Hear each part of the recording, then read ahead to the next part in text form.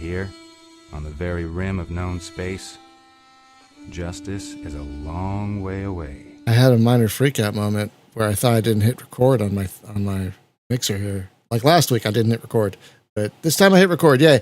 Hello, everyone. Welcome to the Space Game Junkie Podcast. I, as always, am your co-host Brian. Joining me, as always, is your co-host Spaz. What do you call Ducat, Darheal, and Damar on a sailing ship? A flock of seagulls. Oh, jeez. Yeah. Also joining us is your co-host Julie. Hello from the Midwest. Insert clever quip here. And your co-host Thorsten. Yeah, barely alive. Yeah, aren't we all? Sadly, Jake. Sorry, go ahead.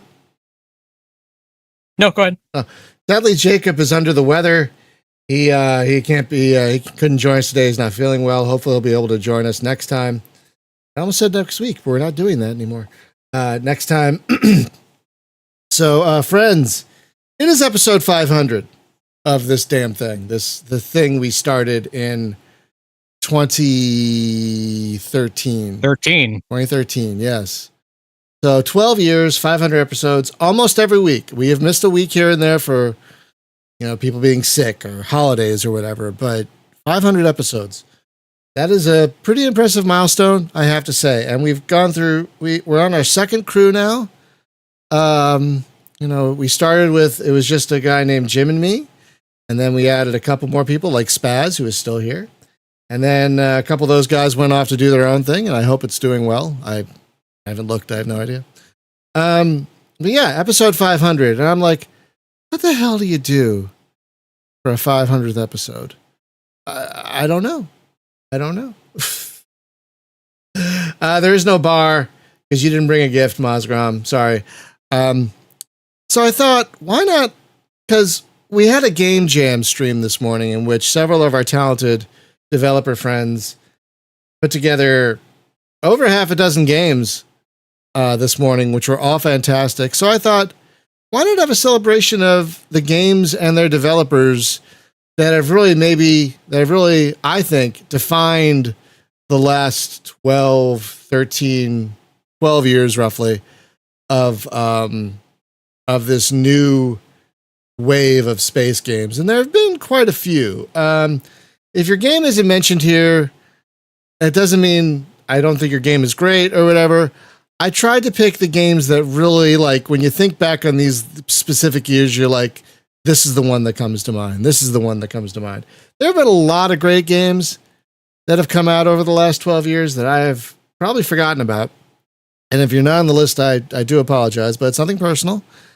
I went over my curator and my wiki to find what I thought were some of the best.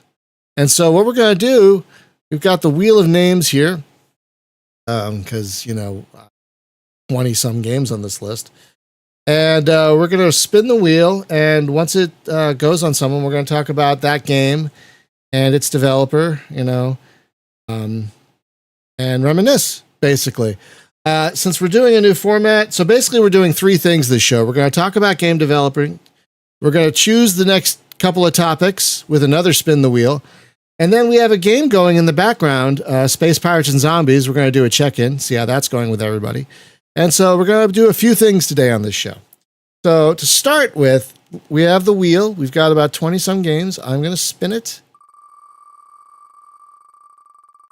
And we're going to reminisce about, of course, the first one of the best. Approaching Infinity. Holy shit. Talk about a Cinderella story. Talk about a Cinderella story. Folks, if you're not aware, Approaching Infinity left early access this year. Basically a 2.0 release of the game. It had a Kickstarter, what was it, 2013, 2014? Something like that. Like 2014, if I recall it correctly. I think so. I think you're right. And the game was very promising. It was basically like Starflight the roguelike, basically. Starflight, it was like a mix of Starflight and Rogue, basically. And And the developer eventually signed on with Shrapnel Games. If you don't know who they are, you're probably not alone. They are one of these tiny, like you've heard of Matrix Games and Slytherin, probably these boutique strategy game developers. They're even smaller. Shrapnel's even smaller than those guys. For a while, they had the exclusivity rights to the combat mission games, for example. But they thankfully lost that. But for years, Approaching Infinity languished on Shrapnel. It was, what, $40?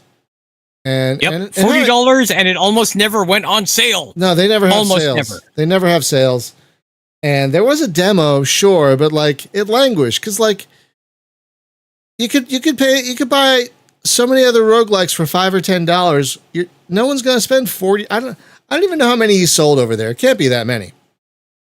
I'm one of the very few people who actually bought it over there, and I got it at $5 off. I felt very lucky that I got it. Oh, sorry, go ahead. I'm just saying, I'm one of the few who actually bought it there, so I know that at least one sale happened there because of me.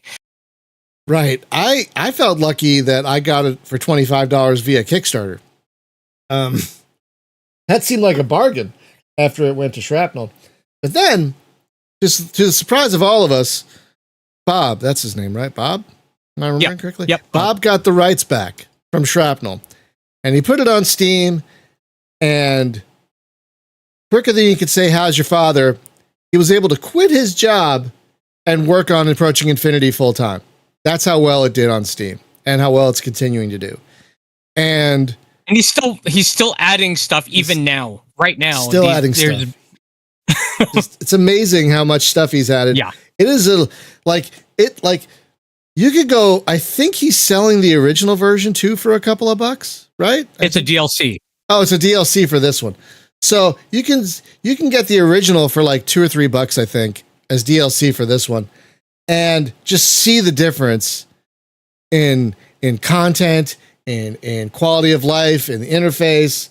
Just it's the old interface. Yeah, it's the old interface that he's selling, not the the actual game. It's the old interface for it. Oh, right. I got confused. I apologize. But seriously, folks, if you guys like roguelikes and you like space exploration games, you got to play Approaching Infinity.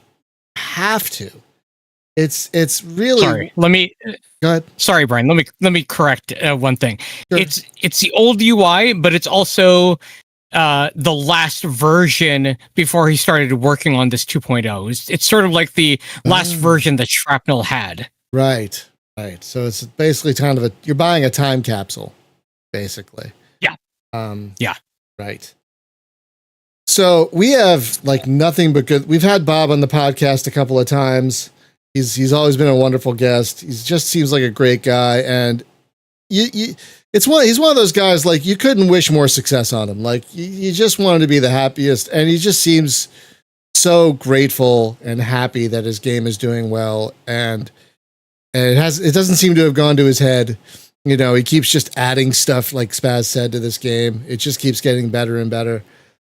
Yeah, this is one for the books, Approaching Infinity. Just an astounding game, and a wonderful developer who deserves all his success after kind of stumbling out of the gate, you know, and not his fault. You know, I can't blame him for going with a publisher. You know, a lot of indie devs want to go with a publisher, but Shrapnel, though, I don't know, yeah. Knowing what we know now, recommend it. No, yeah. But I guess back then it like Steam was still much younger, and like these niche publishers maybe had a little more sway than they probably do now. Well, also when that came out, when that went to Kickstarter, Steam Greenlight was still a thing. Oh my God, I forgot about Greenlight. Holy frack bombs. And I know that because I went through it too with Quintet. So I completely forgot. I was addicted to Greenlight for a while because it was a great way to keep up with new space games. And there were a lot of, oh man, I forgot. I'm kind of sad they got rid of it, but I kind of get why they got rid of it because it ended up being a mess. If you all remember Greenlight, it was such a mess by the end. Like, it was supposed to be some kind of crowdsourced voting thing, and developers totally gamed it and ruined it. Not just that. There was a huge amount of voodoo behind the scenes as to how it actually worked, because there were people who had wish lists on their games in the 8 to 10,000 range, and they still weren't approved. While there were others with fewer than that did get approved, and we really never knew how the selection process actually worked. It wasn't transparent. So it was never clear. It was just a mess. It was a weird time to be a dev, I'll say that much. Oh god, I can only imagine. That's why eventually Steam went to this flat $100 rate thing. You pay $100, you get your game on there. I mean, that's led to its own problems because there's a lot of crap. There's a lot more games now. Yeah, but a lot of it is crap, shovelware, asset flip, bullshit. Excuse me, bullcrap. I'm trying, man. I'm trying. Bullcrap. That Greenlight was kind of supposed to ward off, but now just about anybody can get on Steam, and there's a lot of crap on there. But God, I forgot. I'd say there's more good games now, percentage-wise, than there was at the time. And the reason I say that is because as long as you can find them, and that's the key qualifier I'm saying. If the discovery is there and you find the games that are up your alley, then yeah, you were in for a great time because you will never run out of games that you will actually want to play. Actually, something I've noticed this week was that I've found most of the really good games during those fests. The next fest with the demos and everything. For example, or right now with this third-person shooter fest, I found games I've never heard of before, to be honest. And just skimming through all those examples there was pretty interesting to be honest. Again, I found those games there I've never heard even before, despite being those kind of games tagged. I really don't get it. They never show up in my recommendations. Well, the recommendation thing is relatively flawed. It's there are some ways to keep up with new games on Steam. It's difficult. There's a Discord server that's only Steam feeds, and there's a lot. It's like a deluge. But if you check it out every now and again, you'll find some treasures in there. But it's very difficult to keep up with new games on Steam. Very, very difficult. And so I have to give Steam some credit for doing these sales, like the one you just mentioned, the Next Fest with all the demos and everything. Those have been really great for discoverability. So I got to give them credit for trying, because I think they know there's a problem, And these siloed sales actually do help, because even if the game isn't on sale, it could lead to wish lists, which could lead to more sales. Yeah, so, exactly. So I think Steam is doing a lot right. They could be doing more, yes. Like, I'm a curator on there, and the curator implementation is really half-baked. Half-baked. Thank you. I was trying not to say the other word. Half-baked.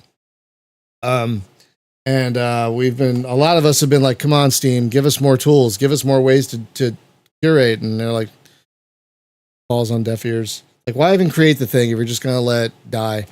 But anyway, that was a tangent. That was a hell of a tangent.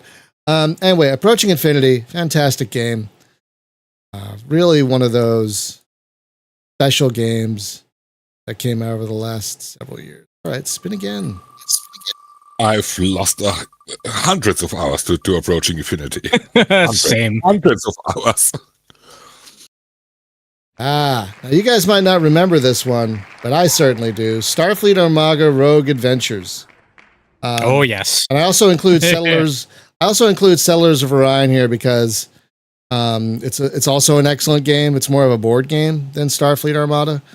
But if you haven't played Starfleet Armada, you guys, it's a very cheap game. It's like $4 or $5, and it is a game you could lose so much time and effort in because it is this huge roguelike thing where you're exploring space, you're going down on planets, you're dealing with other races. It's a massive game, and the graphics aren't great, I will admit, because it's a very indie project. So people look at it and go, "What?"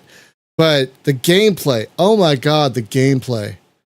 The UI, I should say, looks really, really intimidating at first. It does, and it kind of is. But the game has a good tutorial. I thought it kind of was, but it's got a good tutorial, and I'm an idiot, and I glommed onto it fairly quickly. So if I can glom onto it, anyone can. And I don't know if, I don't know if he's done any other games since. Hang on. I don't know if he's done any. Now, I'll mention while you're looking that up that it's in a way it's a collection of mini games. Yes, that's exactly what it is. That all link together to a meta game of you taking over this sector of space. And it all works. It all works. Trying to figure this out. Oh, he's only done the 2 games. He hasn't made a game since Settlers of Orion in 2019. His website's still active. I download them. I remember this game the other day. I'm like, wow, I kind of want to play that. But this time I'm going to read the manual. There's a manual for Starfleet Armada. And I started reading it. It's a good manual. But this game is in depth. It is very, very in depth. But it gives you basically just about everything you want in a space exploration adventure game. It's very Starflighty, but with more bits to it.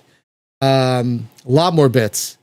And I mean, if you're looking for a randomized, deep, detailed space exploration adventure where you could explore planets, ships, asteroid fields, I believe there's derelicts in the game. There's just so much in this game. So much. That's really one of those games that, like, when I think of the last several years, I'm like, oh yeah, that was one of those really special ones. Wow, it came out in 2018. Yeah, and it scratches a lot of the same. It scratches a lot of the same itch as Star Rangers. Star Rangers? As Space Rangers, excuse me. Space Rangers. Oh yes, of course. Yes. Yeah, with all the mini games and the varied gameplay between each of those. Right. It scratches a lot of that same itch. So if you like Space Rangers, you will probably like this one. Yeah, and same with like Starflight. It scratches a lot of the same itches that a game like Starflight, Star Control 2 scratches. And I wonder if I should get in touch with him. I haven't talked to him in ages. Get in touch with him and see if he's still doing anything. Because he hasn't made a game in a while. And Starfleet Armada was really good. The other game was also very good. Settlers of Orion. It's a little more board gamey, but it's also like a similar game, but it's got like great combat. This game is also excellent. I don't know how well it did though. It's got good reviews, but I don't know like how well it did sales wise. It's got a decent amount of reviews actually. Yeah, so both of these games are great. We had the developer on, I think, once or twice, and he was terrific. He was a really fun guy to talk to. So yeah, this is. It was fun looking up these games because some of them I admit I'd forgotten about because there's so many games. Like, and when I remembered about when I came across this one, I'm like, oh yeah, I want to play that again. You know, because that really scratched an itch that I enjoyed. I just wasn't good at it. So now I'm going to read the effing manual, RTFM, and and dive back in because it's good stuff. Good stuff. And I should totally reach out to him and see how he's doing. I haven't talked to him in a while. All right. Move on to another one.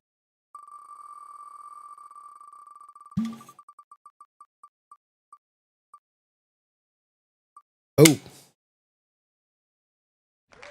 The Spaceborne series. Spaceborne 2 is about to finally leave early access.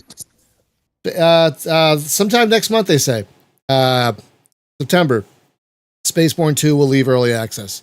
And one thing I'm excited about, they've gotten actual voice actors for the game. Good. So Excellent. They won't be using, I mean, I don't know if there'll still be AI in there somewhere, but the fact that they're getting voice actors, one, means I can cover it. And two, means I can play it with a clear conscience because they actually have hired voice actors. I don't know how well this will date this show, but anyway, so the Spaceborne games they basically do everything Star Citizen wants to do, but hasn't been able to do. You can run around on planets. You can play in randomized dungeons on planets. You can fly around in space and go on space stations. And apparently there's a big capital mothership you can eventually buy. There's racing. I think you can build your own stations at some point, I think. Game has a little bit of everything. And it's really, it's a small dev team, so it's janky.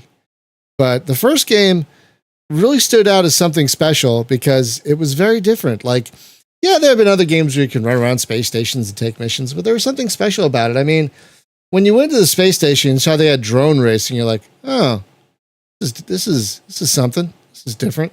And you could play the drone races. You could bet on the drone races. So this game offers even more stuff. Like you're eventually be in charge of a political faction, and you can conduct raids, and the raids like have an RTS mode where you can control the game like a real-time strategy game. Apparently, I haven't gotten that far. But yeah, the second game especially has been in early access for a while, so a lot of us are very excited to have it leave early access soon. So we can cover it. I mean, I'm sure when it comes out, I'm probably going to give it at least a week or two of coverage because I'm just so excited about it. But yeah, if you guys haven't played this one, it's a great space ground combat game. And the ground stuff is great because regardless of the ship you have, you can fly around the planets in a ship to save time or whatever. But they also give you a little motorcycle, like a hover cycle, like a speeder bike, from Star Wars. And you can cruise around the planet and find randomly procedurally generated missions on the planet. They're just like pop up here and there.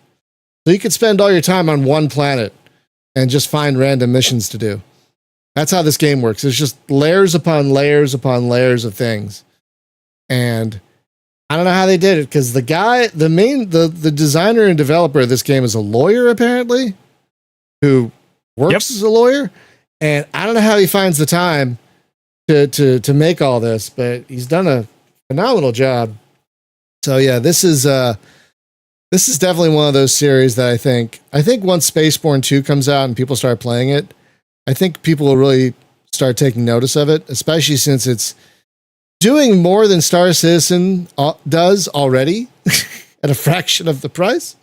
And not only a fraction of the price, a fraction of the cost.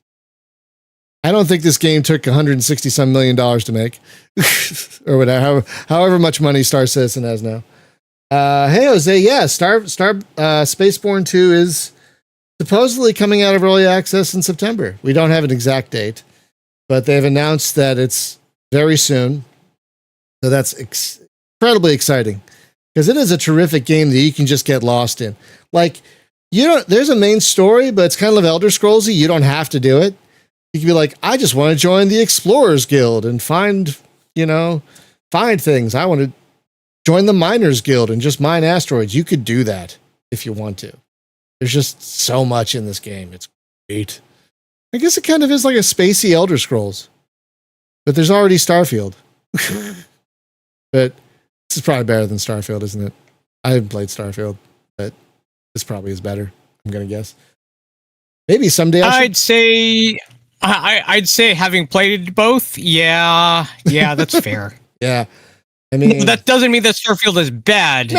No, but it's not excelling to where people would like it to be. Right. Whereas Spaceborne 2, I think, does a lot of the things that Starfield players want. So yeah, excellent game, excellent series. Can't wait for Spaceborne 2. Oh my god. So excited about that one. All right. Do a few more. It's almost half an hour already. My god. And booyah. Oh. What an interesting series this one has been. Starpoint Gemini. So this series started, the first game was 2009, 2010-ish. Around there. I remember buying it. I remember buying it on Gamersgate. That's how long ago this was. Because that was the time. Same. That was the time where all those weird Eastern European space games, they weren't on Steam yet. You got them on Gamersgate. I have so many weird, like the Tomorrow War and stuff I have on Gamersgate. And the first game was not bad. It was all right. It was fun. I didn't finish it, but it was great. But Starpoint Gemini 2 and especially Starpoint Gemini Warlords are exceptional games. Starpoint Gemini Warlords is really the highlight of the series, I think, because it's a mix of capital ship space combat. You're not flying a fighter. You're flying like a good-sized ship. But there's also 4X elements in it. You're conquering territory, you're exploring territory, you're expanding your influence on the map. You're doing missions to protect your territory. So it's got 4X elements to it as well. And oddly enough, my video about Warlords is like one of my most watched videos on my YouTube channel. Like tens of thousands of views. I don't understand why.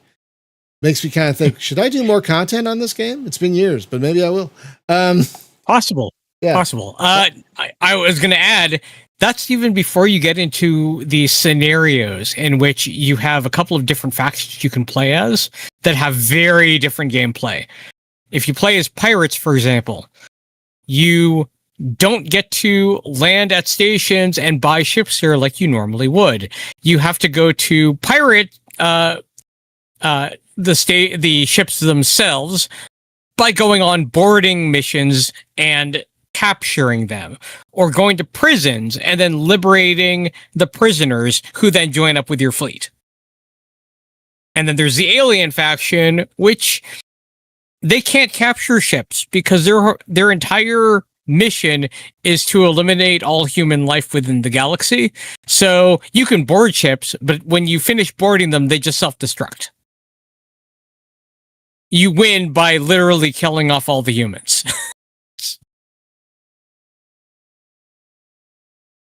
Fascinating way to play. And then there are the mods. The mods. I've got some Star Trek mods that I play with that let you use the Enterprise, Defiant, Voyager. I've got a fleet of Defiant class ships that I fly around with. So it's very fun stuff. And more importantly, I'm sorry about that. I got a phone call just now. I should have mentioned when we started, I'm getting like a lot of deliveries today, and that was one of them. So I apologize. What did I miss? We were just talking about the other scenarios in Warlords, and I was about to mention what Jose was just talking about. The Starpoint Gemini 3, how it kind of dropped the ball. Yeah, I'm not quite sure what happened there.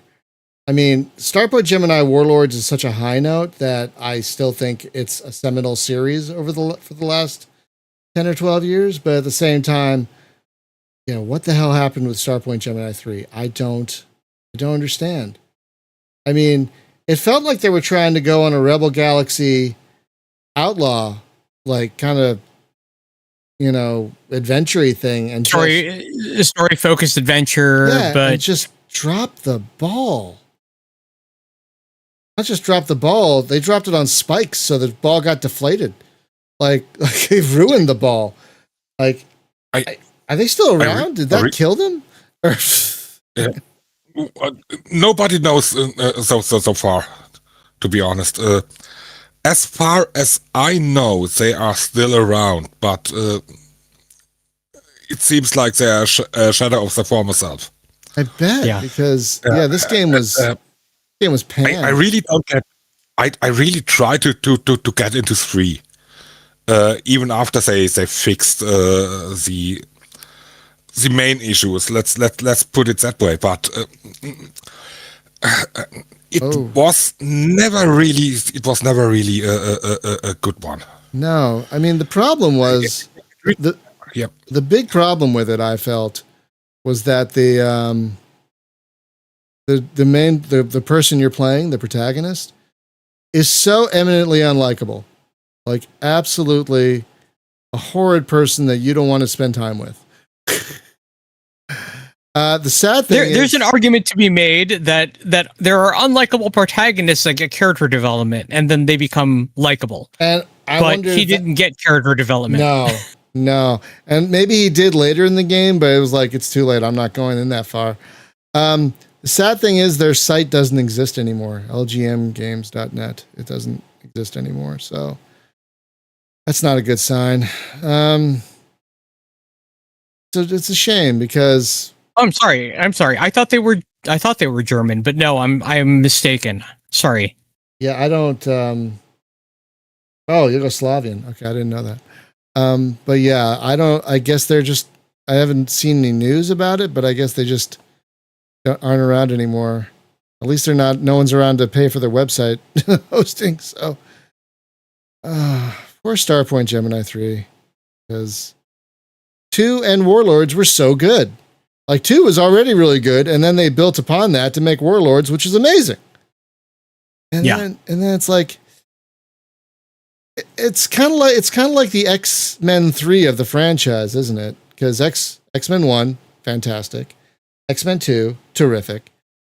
X3, what a pile of garbage. It kind of felt like that.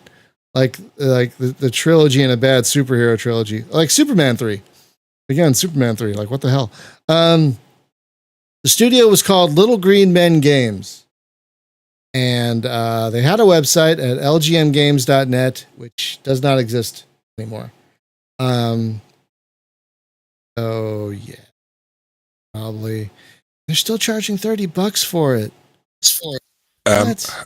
I just looked onto the Wikipedia page from on Little Green Men. Okay. And actually they changed their name to Overseer Studios, and they made 2 new games since then. One was Kaiserpunk. That's one I'm aware of. Yeah. And the other one I've never heard before is called Aquatico. And I've got to look. I've got to get a look into that. Oh, okay. I didn't know they made. They also made Patron, which is a city builder that came out a little while back. I really haven't played much of. Oh, that's okay. So I guess they under new management. That's good to know. So they're still kicking, but under a different name now. They've done Kaiserpunk, yeah, which I have not played. I want to at some point. I just haven't. I do like a good, weird city builder. All right, let's move on from those guys. That's kind of a sad one. If we can get to someone happier.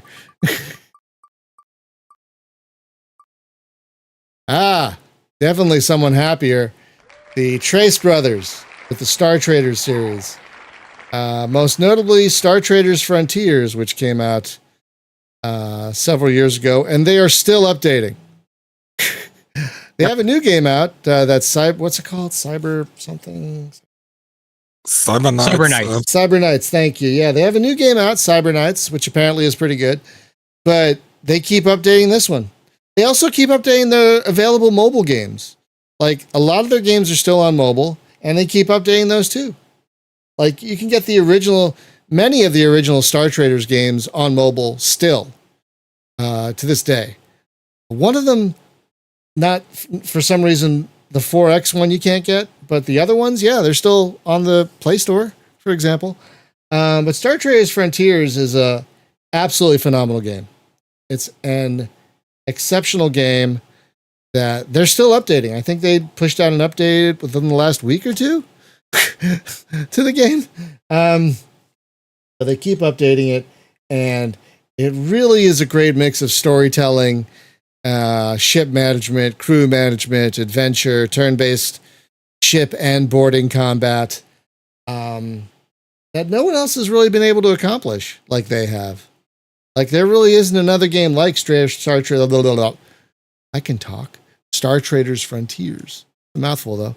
Well, there have been a few that have been inspired by their work, but yeah, not to the same level, I would say, as what they've pulled off. Yeah. So the Treese brothers, and they made other games too. They make a lot of games. Templar Battle Force is another really good one. The original Cyber Knights was pretty good. They made a pirate one, I think. But they keep making games. And I wouldn't be surprised if we have another Star Traders at some point in the future, because it was a big success for them, both on PC and mobile. Very big success for them, from what I understand. So this series is absolutely terrific. And yeah, we couldn't be happier for those guys, because they work their butts off to make these games great and just continue to support them. Like, have they ever done DLC for any of their games? I don't think so. I think they just keep updating them. I don't think they've done any paid DLC or paid expansions or anything. I think they just keep making updates for them. I don't remember any, to be honest. I don't think they've made any. I think they just keep adding stuff. Stuff that other developers might add as a $2 DLC or a $15 expansion or whatever. They just keep adding stuff and making their game. I think they're just to put it in terms, when they were on the show at one point, there had been some games that had been out for 8 years on mobile, and they were still getting updates. And it's been years since they were on the show. Yeah, they're still getting updates. And those games are still being updated. If that gives the listeners any indication as to how good they are at keeping their projects supported. Yeah. Now, not everybody can do that, but the fact that they do is really impressive. Yeah, I think they're robots. I honestly think they're robots. I don't think they're real humans. I think they're robots, because unless they can live on like 2 hours of sleep and power naps or something, because I don't know how they get so much done. My God. Love that. Love those developers. Love that series. What do we have next? This game. This effing game. I love this game. This game is a special game because there's nothing else like it. In fact, there's another game coming out soon that I can't remember the name of that is directly inspired by Children of a Dead Earth.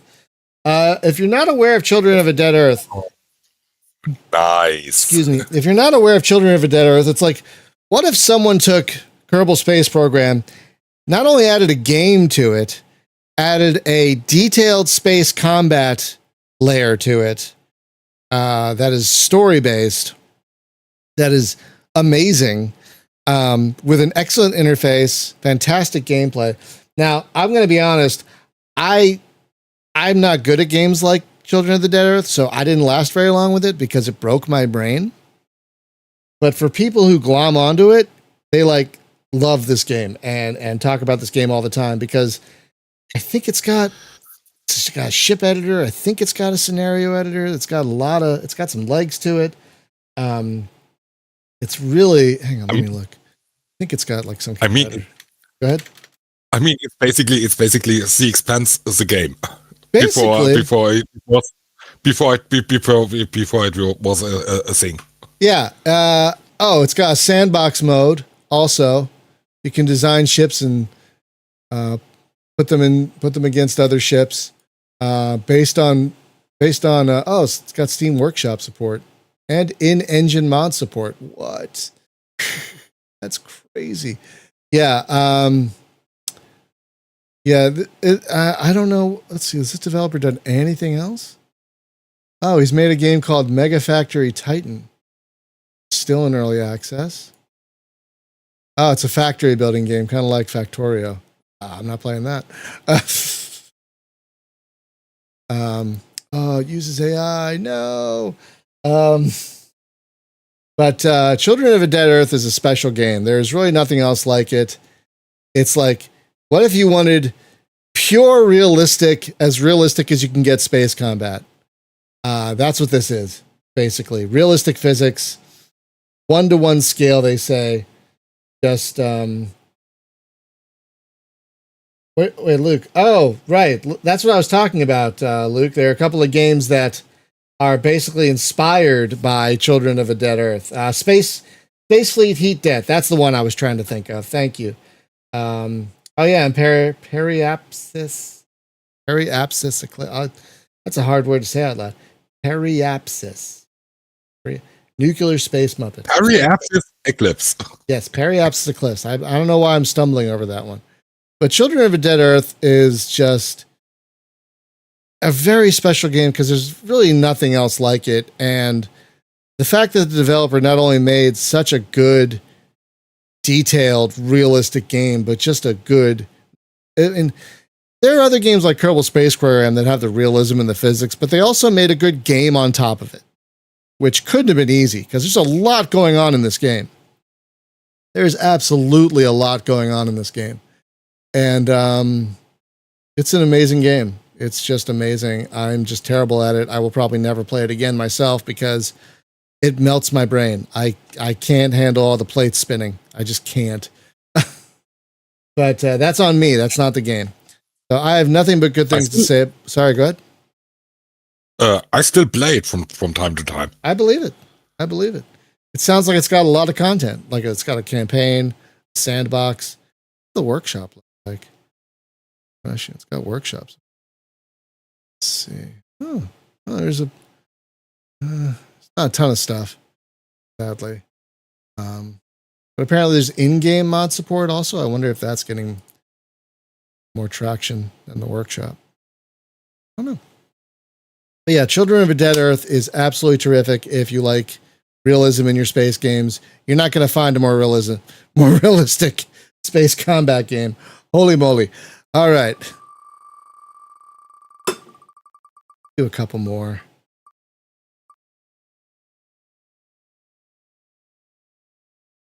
The Distant World series. I believe the developer of this one is Code Force. They are based in New Zealand. And these, I think, are the only games they've ever done. Now, the first Distant World game came out in 2010, I think. And it took me a while to glom onto it. Like, I bought every iteration, and I bounced off of them until Universe, basically, which came out in 2016. That was the one where it finally clicked. And I played Universe to death. And since then, they've released Distant Worlds 2, which, people have a love-hate relationship with it because when it was released, it was missing a lot of the stuff that was in Universe. But people forget that when Distant Worlds started, it was not Distant Worlds Universe. It went through like 3 expansions to get to Universe, I think. So, but I think people have started to come around to it, especially now that they've had DLC where they've added a lot of the races back from the original game. They're about to add piracy gameplay, finally, to Distant Worlds 2 later this year, I think. because that was one of the fun things about Distant Worlds Universe was playing the pirates, because very few games let you play as the space pirates. So that was really fun about Universe, and so the fact that that's coming to Distant Worlds 2 is very exciting. And I was excited. Side note: I was excited to play this on GeForce Now because this doesn't have Steam Cloud support. So I was like, oh, if I play it on GeForce Now, I could play the same game on my desktop and my laptop. And it doesn't work. I told them about it. It doesn't work, which sucks. I mean, it kind of works, but it's kind of broken also. But yeah, the Distant World series is an exceptional Space 4X game that I think it's one of the few that get exploration really right. There are very few other games that handle exploration as well as Distant Worlds does. My God. But it's also a terrific game that you can play in your own way. You can automate everything and just make suggestions here and there. You could make everything manual and drive yourself crazy. But it's a terrific game. Let's do 2 more.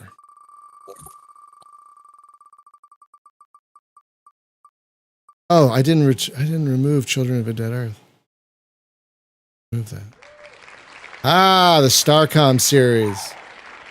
I liken these to like the Torchbearer of the Starflight games. Like these are like I feel like these are like as close as you're going to get to modern iterations of Starflight, because these games, and I mentioned exploration just a moment ago.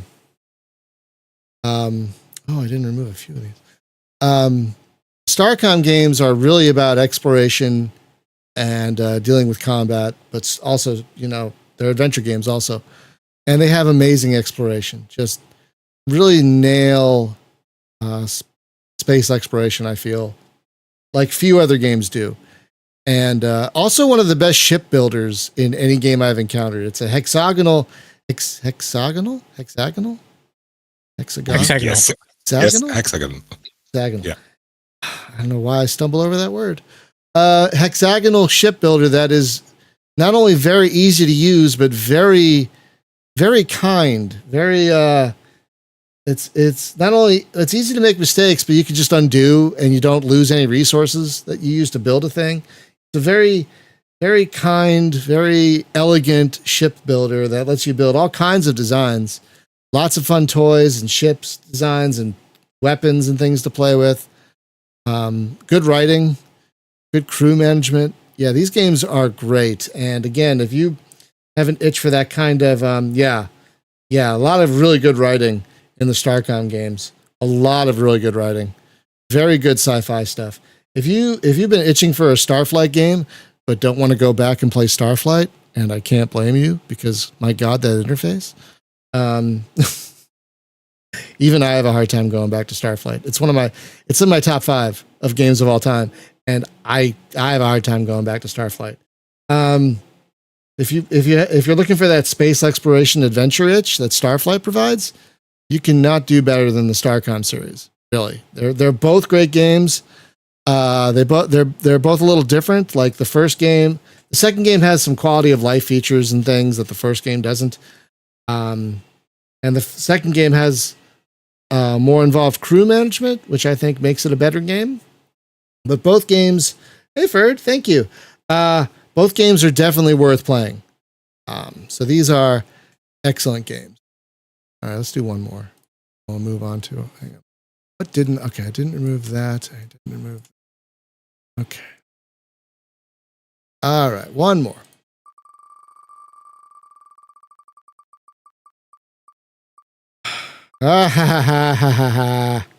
What a good one to end on. The Rebel Galaxy games. I mean, it's kind of a sad note because we love the developers of these games, but they don't exist anymore because of how toxic gamers can be. And so this one's a bit bittersweet because Rebel Galaxy is a terrific game. Rebel Galaxy Outlaw, to me, is an exceptional game. And not like I could ever disagree with that. Right. No, Rebel Galaxy Outlaw, one of the best space dogfighters. If if Free Space 2 didn't exist, it would probably be 1 or 2 on my list.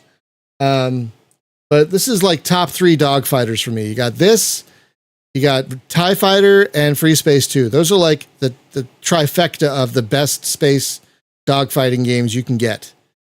And it's a beautiful game. Even to this day, it's got amazing sound and voice design, of course. Wonderful music. So yeah, these are great games. And just every time I think about these games, I just get angry and sad about what happened to Double Damage. Because gamers can be dicks. And just makes me mad. So we're never going to get a Rebel Galaxy 3 of any kind. I don't know if we're ever going to see the mod kit for Rebel Galaxy Outlaw. I still haven't heard anything on that front, but when I do, or if I do, I will let everybody know. I really hope they do something. I mean, look at the legs it's given. I'm still a mod on the Double Damage games server. So right. I mean, I have to mention that, full disclosure. Right. You know, I've got more ties to this game than most people do. Right. So, yeah. But if I hear anything, I will say something. The upshot is Jose, that is pretty much the crux of it. Rebel Galaxy Outlaw was one of the first Epic Store exclusives. And it got a lot of that heat. That deal was signed with Epic before the Epic Game Store was even announced publicly. So yeah, there's no reason why the few devs who had signed on early would have been deserving of the brunt of the ire over how the EGS launched. Nope. Because that's not something they had any control over. Nope. But that's what happened. That's what happened. Because people are toxic. People are terrible. And I mean, the upshot is that Travis has found his calling in voice acting and writing. He's written, I think, 2 or 3 successful novels at this point. That have won awards and still doing voice acting. I think the other folks from Double Damage, I know Howie Day is still working. He's still doing stuff. He's very prolific on the social media, making models and stuff. So he's still kicking. Who's the other guy at Double Damage? He was formerly of Blizzard. Eric. Yeah, I'm sure he's Eric. still. I'm sure he's still doing fine. So it's just bittersweet that Double Damage had to close because of dicks. Well, I mean, they're still around legally as an entity, but there's no active development. There's nothing. Yeah, there's probably not going to ever be. So it's crushing. It's utterly crushing is what it is. So yeah. So we'll end our little remembrance on that note. The next point of business is to pick a topic for the next couple of shows. So we still have a bunch of topics from our topic creation roundtable that we did a while back, which we're going to do again at some point because that was really a lot of fun and we got a lot of good ideas out of it. So we're going to spin the wheel and pick a few topics for the next 2 episodes, maybe. Yeah. Oh. Games in which direct combat is not a factor. Ooh, that's an interesting. Writing this down. That's going to be that one. No. I wanted to remove that. All right. And we'll do one more.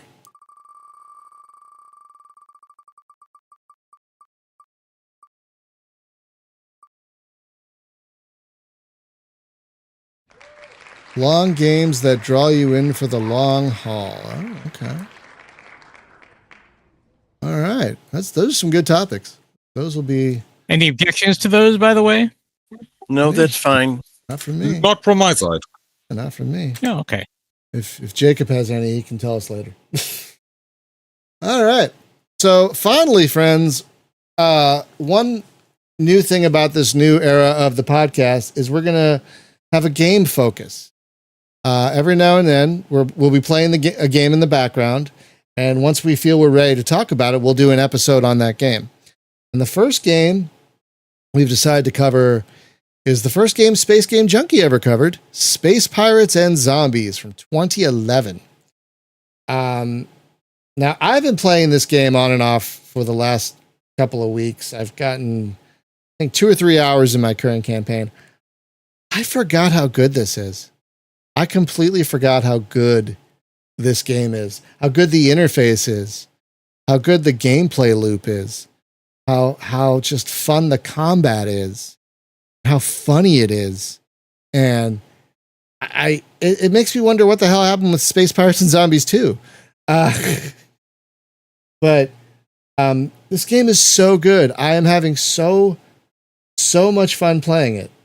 What about you guys? Have you guys dived into Space Pirates and Zombies yet? I've got to be honest. I didn't play this game before we even talked about it. That's fine. Yeah. I was really surprised that a game so old is still so much fun. Yeah, yeah. Seriously, what's going on here? There are so many modern games where the game loop and the gameplay completely fails, and this 14-year-old game does everything right. Yeah, it's amazing. Yeah, it's amazing. I'm glad we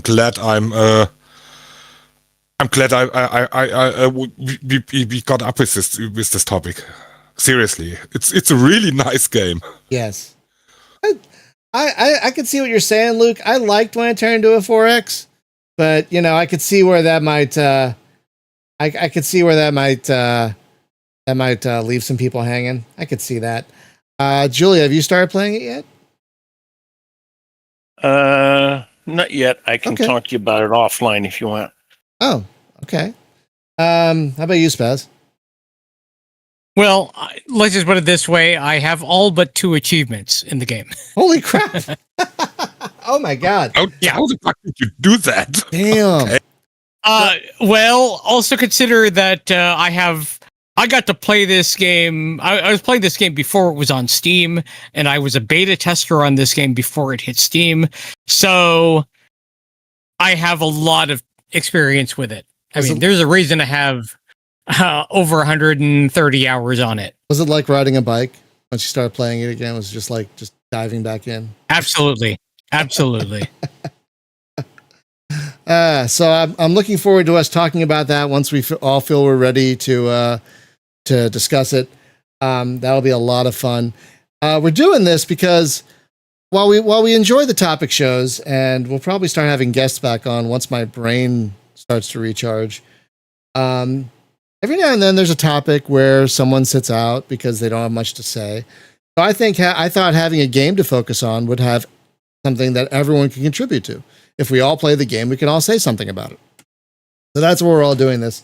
And I got the idea because I'm having so much fun with Retro Dogfight that I thought adding a game focus would make this, ultimately more fun, which is what we're all here for, right?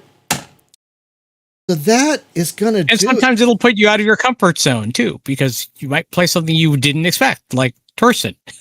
Yeah, exactly. Yeah, exactly. Yeah. So remember, friends, we are doing this twice a month now, the 2nd and 4th Wednesday of each month.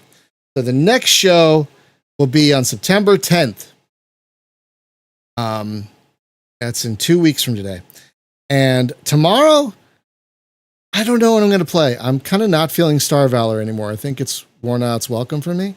So I'm not 100% though. So I don't know what I'm going to play tomorrow. So we'll see. But friends, it's been an amazing journey. 500 episodes. My God. It's just been wonderful. Thank you so much to everyone who's been here for as long as you have. I love you all. Just such a great community. Such a wonderful, wonderful community. Co-hosts, thank you so much. You guys are the best. I couldn't do this alone. And it's tough to do this with just 2 people. So having all of you guys here is just absolutely fantastic. But yeah, I couldn't be happier and more proud of what we've accomplished and built over the last several years. And I think this new twice a month thing will really help not only keep the show maybe more fresh, but also avoid burnout. Because I'm sure there have been some episodes where we've all been like, oh my God, so tired. So I think this will help recharge at least my batteries. But thank you so much, everybody. And we'll see you back here tomorrow. Thank you. Don't forget to, while you can, get your shots. Get all of them because, at least here in America, a lot of that's going away.